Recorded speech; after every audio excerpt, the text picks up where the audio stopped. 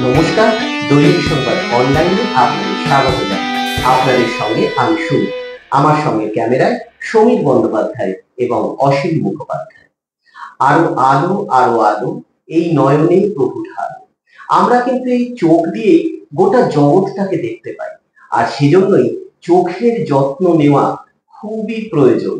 আমাদের দৃষ্টিশক্তি যদি ভালো থাকে, তাহলে কাছের জিনিসও যেমন আমরা ভালো দেখতে পাই, দূরের জিনিসও একইভাবে ভালো দেখতে পাই। জানেন কি, এই বর্ষার মরশুমে আমাদের চোখের নানা সমস্যা দেখা দিতে পারে। তা নিয়ে আমাদের বিশেষ প্রতিবেদন।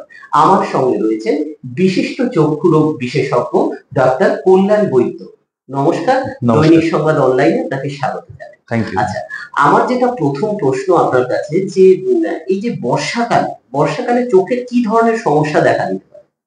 বর্ষাকালে যেটা সবচেয়ে কমন হচ্ছে কনজাংটিভাইটিস, চোখে ইনফেকশন হওয়া। কমন যে বাংলা ভাষায় বলি জয় বাংলা, ভাইরাল ইনফেকশন। আর কিছু কিছু বাচ্চাদের জেনারেলি হয় অ্যালার্জি, চোখে অ্যালার্জি। দুটোতেই চোখ লাল হয়, চোখ দিয়ে জল পড়ে, চোখে ব্যথা হওয়া, এইগুলো কমন বৃষ্টির সময় হয়। আচ্ছা, বর্ষাকালে কি জলে খুব ভিজলে সেক্ষেত্রে কি চোখের সমস্যা হতে পারে? জলে ভিজলে, বৃষ্টির জল যদি চোখে যায়, সেরকম বৃষ্টির জল জেনারেলি ইমপিওর হয় না, কিন্তু তাও to be on the safe side, বাড়িতে ফিরে এসে যদি খুব বৃষ্টিতে জল চোখে গেছে, রাস্তার পাডলের জল চোখে গেছে, কাদা জল চোখ মুখে গেছে, পরিষ্কার জলে চোখ মুখ ধুয়ে নেওয়াটা ভালো। আচ্ছা, আচ্ছা, এই বর্ষার সময়ে চোখের কোনো সমস্যা হলে তার উপসর্গগুলো কি কি? এটা যদি একটু বিস্তারিত বলেন। চোখে যখন কোনো সমস্যা হয়, যদি চোখ লাল হয়, চোখ থেকে জল পড়ে, চোখে দৃষ্টি কমে যাওয়া, পিছুটি হওয়া, সকালবেলা চোখ জুড়ে যাওয়া, চোখ খুলতে অসুবিধা হওয়া, এইগুলো সব চোখের ইনফেকশনের সিমটমস।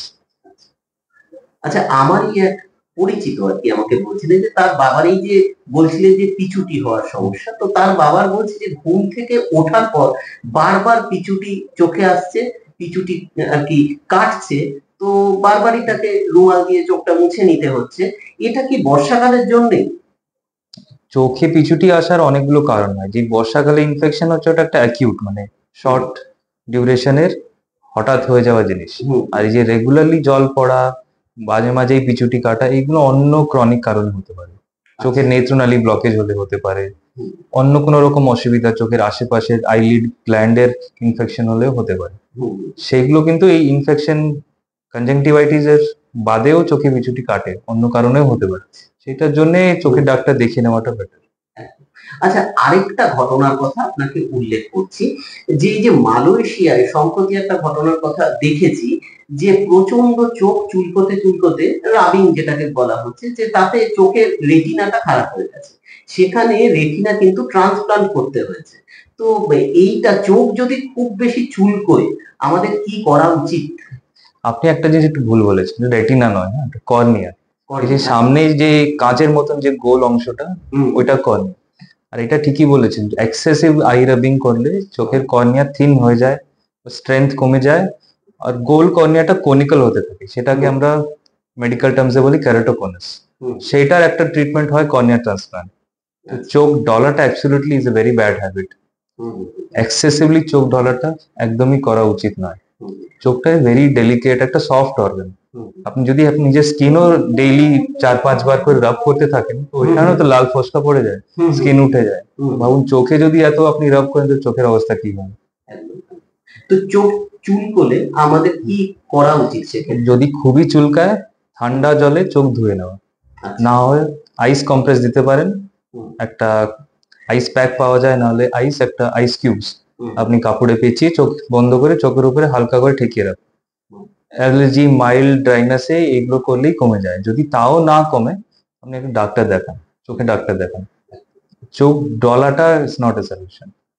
আচ্ছা, চোখের সমস্যা, বর্ষাকালে চোখের সমস্যা কতটা হলে, কোন পর্যায়ে পৌঁছলে আমাদের আর কি ডাক্তারবাবুর কাছে যাওয়া উচিত বলে মনে করেন? যদি আপনার চোখ লাল হচ্ছে, একদিনের বেশি লাল থাকছে, চোখে জল পড়ছে, চোখে ডিসচার্জ হচ্ছে, পিছুটি কাটছে, খুবই পেন, আইলিড ফুলে যাচ্ছে, তখন আর বাড়িতে ওটা রেখে লাভ নেই। আপনি তখনই ডক্টর দেখালে সিমটমস গুলো কমবে তাড়াতাড়ি, আর ঠিক ওষুধ পড়লে চোখে কোনো পরে কমপ্লিকেশন হওয়ার চান্সও কম হয়। বর্ষাকালে চোখের যত্ন আমাদের কি কি করা উচিত? বর্ষাকালে যখনই বাইরে বেরোচ্ছেন, বাড়িতে যখনই ঢুকছেন, ফিরে আসছেন, হাত সাবান থেকে ধোবেন। বর্ষাকালে যে কনজাংটিভাইটিস ছড়ায় মেইনলি থ্রু চোখের জল অন্যের চোখে যায় কি করে, হাতের হাতে এদিক ওদিক সারফেসে হাত দিচ্ছেন, এদিক ওদিক হাত দিচ্ছেন, বাড়িতে ঢুকলেই আপনাকে হাত ধোয়া উচিত।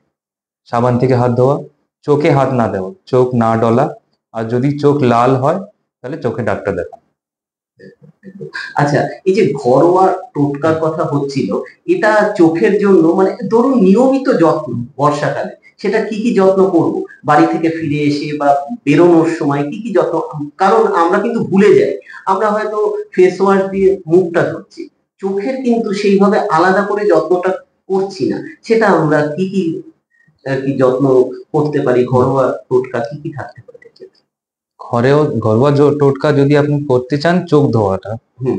পরিষ্কার জলে দুবেলা চোখ ধোবেন। চোখের কোণে যদি কিছু ময়লা থাকে, কিছু থাকে, ভালো করে আগে হাত ধুয়ে নেবেন, তারপরে পরিষ্কার জলে চোখ ধুয়ে চোখের সব ময়লা টয়লা যা আছে পরিষ্কার করে নেবেন। এই দুবেলা চোখ পরিষ্কার করাটাও একটা ইম্পর্টেন্ট জিনিস। আচ্ছা, আচ্ছা। আর চোখের যে এই যে মানে কনজাংটিভাইটিস এর কথা বলছিলেন, এক্ষেত্রে মানে চিকিৎসা এখন কি কিরকম, সেটা সম্পর্কে একটু যদি বলেন। কনজাংটিভাইটিস এর ট্রিটমেন্ট হচ্ছে চোখের ড্রপস।